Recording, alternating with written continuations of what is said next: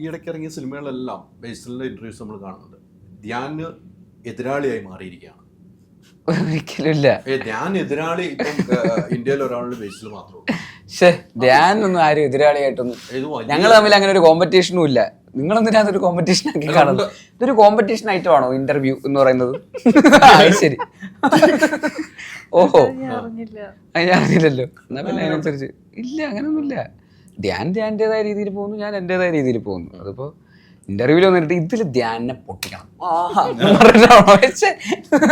ചുമ്മാ ധ്യാൻ പറഞ്ഞ ഒരു കുഴപ്പമില്ലാന്ന് പറഞ്ഞത്.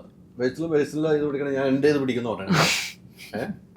അല്ല, അവൻ അവൻ്റെതായ രീതിയിൽ പോട്ടെ, ഞാൻ എൻ്റെതായ രീതിയിൽ പോട്ടെ. ഞങ്ങൾ രണ്ടുപേരും കഷ്ടപ്പെട്ട് ജോലി ചെയ്ത് ജീവിക്കുന്ന ആൾക്കാരാണ്. രണ്ടുപേരും ഡയറക്ടർമാരാണ്. ഡയറക്ടർമാരാണല്ലോ. ഇതിലങ്ങനൊന്നുമില്ല കോമ്പറ്റീഷൻ. എന്ത് കോമ്പറ്റീഷൻ?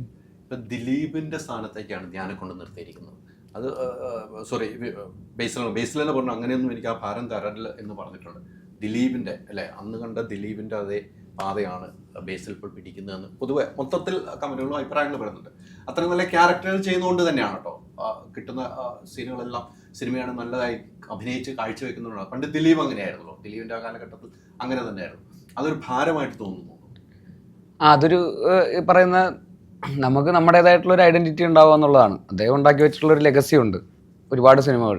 അപ്പോൾ അത്രയും കാലഘട്ടത്തിൽ ചെയ്തിട്ടുള്ള സിനിമകളാണ്. ഞാനിപ്പോൾ ഇപ്പം എൻ്റെ 10ാമത്തെ സിനിമയാണിത് നായകൻ എന്നുള്ള രീതിയിൽ, അല്ലെങ്കിൽ അഭിനേതാവ് എന്നുള്ള രീതിയിൽ. ഇപ്പോൾ എത്ര 5 വർഷം എങ്ങാണ്ടായിട്ടുള്ളൂ. അപ്പോൾ അത്രയും കാലം കൊണ്ട് എങ്ങനെയാണ് നമുക്ക് ഒരാളെ അങ്ങനെ കമ്പയർ ചെയ്യാൻ പറ്റുക? ഒരു അദ്ദേഹത്തിൻ്റെതായിട്ടുള്ള ഒരു ലെഗസിയും ഫാൻ ഫോളോയിങ്ങും നമ്മളൊക്കെ ചെറുപ്പം മുതലേ കണ്ടിട്ടുള്ള ഒരുപാട് നല്ല ഹ്യൂമർ കോമഡി സിനിമകളും അല്ലാത്തതുമായിട്ടുള്ള സിനിമകളൊക്കെ ചെയ്തിട്ടുള്ള ഒരാളാണ്. അപ്പോൾ ആ രീതിയിൽ കമ്പയർ ചെയ്യുമ്പോൾ അത് ശരിയല്ല എന്നാണ് എനിക്ക് തോന്നുന്നത്. അത് രണ്ടുപേരോടും ചെയ്യുന്നത് അത് നീതിയല്ല എന്ന് തോന്നുന്നു. തീർച്ചയായിട്ടും നമ്മുടേതായിട്ടുള്ള ഒരു ഐഡൻറ്റിറ്റി കാലം ഇനിയുണ്ടല്ലോ, ഇനിയും സമയമുണ്ടല്ലോ. അപ്പോൾ എല്ലാം കഴിഞ്ഞിട്ട് ഒരു 10-20 വർഷമൊക്കെ കഴിഞ്ഞിട്ട് ഞാൻ ചെയ്ത സിനിമകൾ കണ്ടിട്ട് അതിന് വേറെ എന്തെങ്കിലും വിളിക്കാൻ തോന്നുന്നുണ്ടെങ്കിൽ അങ്ങനെ വിളിക്കട്ടെ. എന്തിനാണ് ഒരാളെ വെച്ച് കമ്പയർ ചെയ്യുന്നത്?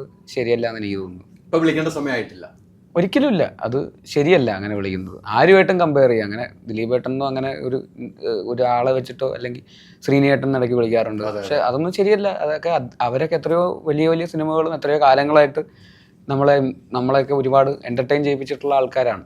അപ്പോൾ അങ്ങനെയുള്ളവരായിട്ടൊന്നും കമ്പയർ ചെയ്യാനൊന്നും ഞാൻ ആയിട്ടില്ല, ഒരു സംശയമില്ല. ഇപ്പോൾ ഏതെങ്കിലും പ്രോഗ്രാം പോയാലും സ്റ്റേജ് കയ്യിലെടുക്കും, ഡാൻസ് ചെയ്താണെങ്കിലും പാട്ട് പാടിയാണെങ്കിലും ബേസിലിൻ്റെ ആ ഒരു സാന്നിധ്യം ഉറപ്പിക്കുന്നുണ്ട്. അത് പ്രേക്ഷകർക്ക് ഇഷ്ടമാണ്. ഇപ്പോൾ ഒരു പ്രോഗ്രാം അത് പ്രേക്ഷകർക്ക് ഇഷ്ടമാണ്. അത്തരം ഒരു രീതിയിലേക്ക് ഇപ്പോൾ കുറച്ചായുള്ളൂ വന്നിട്ട് ബേസിൽ. നേരത്തെ അങ്ങനെയൊന്നും ബേസ് ആയിരുന്നില്ല എന്ന് എൻ്റെ കാഴ്ചപ്പാട്. ഞാൻ ഒത്തിരി ഇൻ്റർവ്യൂ എടുത്തിട്ടുണ്ട്. പണ്ട് ബേസിൽ ഇങ്ങനെയൊന്നുമല്ല. അതിലേക്കൊരു മാറ്റം സംഭവിക്കാനുള്ള കാരണം എന്താണ്? ബേസ് കുറച്ചുകൂടെ കോൺഫിഡൻസ് ഒക്കെ. പണ്ട് ഞാൻ ഇങ്ങനെയൊക്കെ തന്നെയായിരുന്നു. കോളേജിലൊക്കെ പഠിക്കണത് നിങ്ങൾ കണ്ടിട്ടില്ലല്ലോ. അന്നും ഇതുപോലൊക്കെ തന്നെയായിരുന്നു. സ്റ്റേജിൽ ഡാൻസ് കളിക്കുക.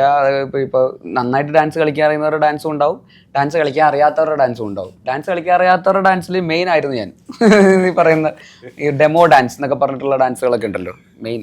ഇപ്പോൾ ഇൻ സിങ്ക് എന്ന് പറഞ്ഞിട്ട് നമ്മുടെ ഒരു കോളേജിലെ ഡാൻസ് ടീം ഉണ്ടായിരുന്നു. ഇൻ സിങ്ക് നമ്മുടെ ഡാൻസ് ടീമിൻ്റെ ഒരു ഔട്ട് ഓഫ് സിങ്ക്, ഒരു സിങ്കും ഇല്ല. അപ്പോൾ അങ്ങനത്തെ ഒരു ഡാൻസ് ടീം ഉണ്ടായിരുന്നു. ഞങ്ങളുടെ ഇടയ്ക്ക് ഞങ്ങളുടെ പ്രോഗ്രാമിന് വേണ്ടി വെയിറ്റ് ചെയ്തിരുന്ന ആൾക്കാരുണ്ടായിരുന്നു. ഔട്ട് ഓഫ് സിങ്കിന്റെ ഡാൻസ് ഇല്ല ഇത്തവണ എന്ന് ചോദിച്ചു. അപ്പോൾ ഇതൊക്കെ പണ്ട് മുതൽ ചെറുപ്പം മുതലേ സ്റ്റേജ് ഫിയർ ഒന്നും ഇല്ല. അങ്ങനെ ഈ പറയുന്ന എല്ലാ പരിപാടികൾക്കും സ്കൂളിലൊക്കെ എല്ലാ പരിപാടികൾക്കും പങ്കെടുക്കും. നമുക്ക് അറിയുന്ന പരിപാടി ആവണമെന്നൊന്നുമില്ല. അക്ഷരശ്ലോകം എന്നൊക്കെ എല്ലാത്തിനും പോയി പേര് കൊടുക്കും. ഏതിനെങ്കിലുമൊക്കെ സമ്മാനം കിട്ടും. അങ്ങനെ ഒരുപാട് കിട്ടിയ കപ്പുകൾ വീട്ടിലിരിപ്പുണ്ട്. ഒരു ദിവസം വന്നാൽ ഞാൻ കാണിച്ചു തരാം. അതെ, തീർച്ചയായിട്ടും. Ultra modern kitchen devices. ഒരു കിച്ചണിൽ വേണ്ട എല്ലാ ലേറ്റസ്റ്റ് ബ്രാൻഡുകളും ഇവിടെയുണ്ട്. ലോകോത്തര ബ്രാൻഡുകൾ, original products, wide range. MyG future.